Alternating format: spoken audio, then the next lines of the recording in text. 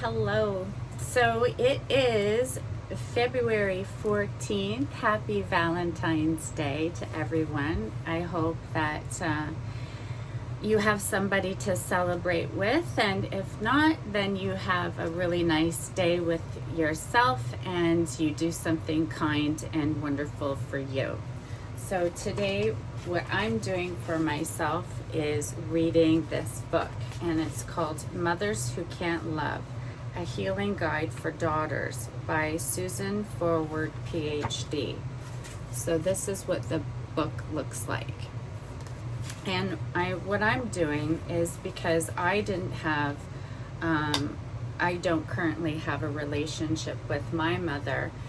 My mother is a narcissist, and it's extremely difficult to have a good relationship with anyone who has a personality disorder. But I still think that, and I have done a lot of healing work with that. I've actually spent a lot of time with a specific therapist that talks about narcissism in parents and in partnerships, and her name is Bev Talks, and she's from the UK, and I spent a great deal of time speaking with her in therapy sessions, and it was so helpful for me.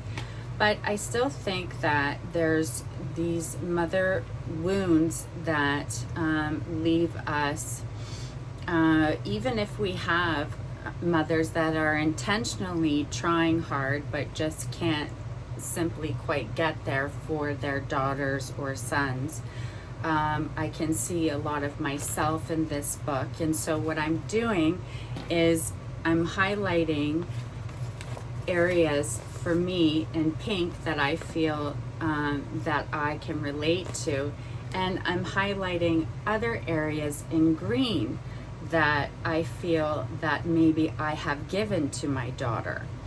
So at the end of the time that I'm reading this book, I will be giving it to my daughter to read, and she can go over and see what I have highlighted, and she'll do her own highlighting, and then we're going to get together and go over the book together. So I know that I have created such a mother wound in her being the youngest of all four of my kids.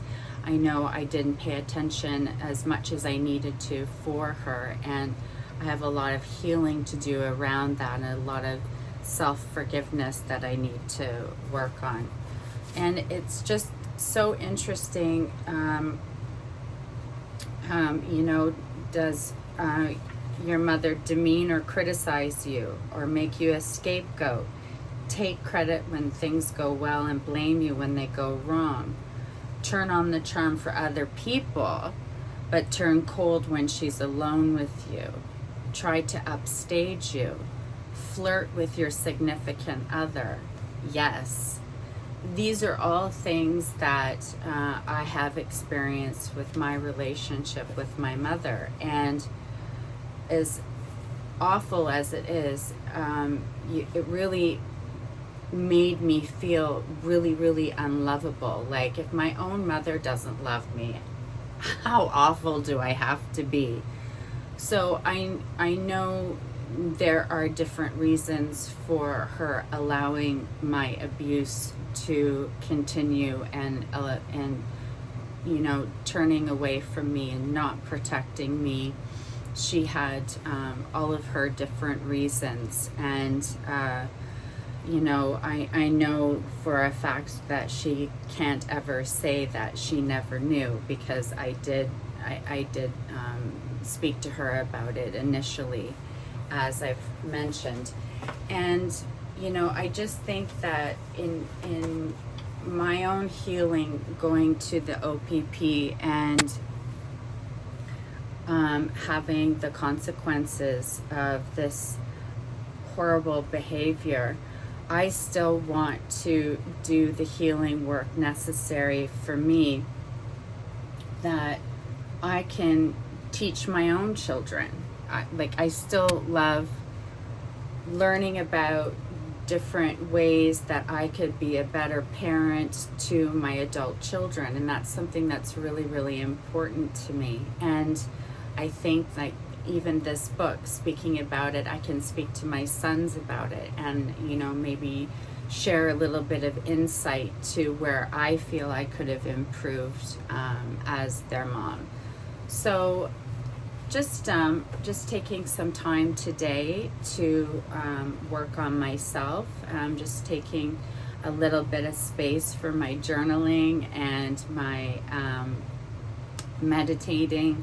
So I thought I'd make a little video about the book that I was currently working through and share it with you, and maybe you'd really like it. It's something that's I think easy enough for men to read and have the same experience with if they've had a poor relationship with their mother, or even if you've had a pretty good relationship with your mother, but certainly us moms come with baggage. So yeah, I wanted to highly recommend this book, and Mothers Who Can't Love, a healing guide. It should say not just for daughters, it should say for a healing guide for people, because I think that we all could benefit from learning what happens when you have a parent that is not able to show you love, and how that